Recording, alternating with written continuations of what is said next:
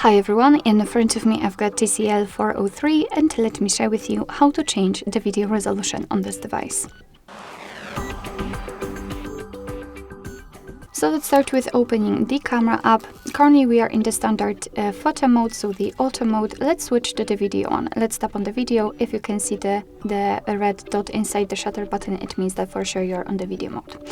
So since we cannot see the kind of shortcut for the video resolution, I assume that it will be in the settings. So let's enter the settings in the left upper corner. Let's tap on them.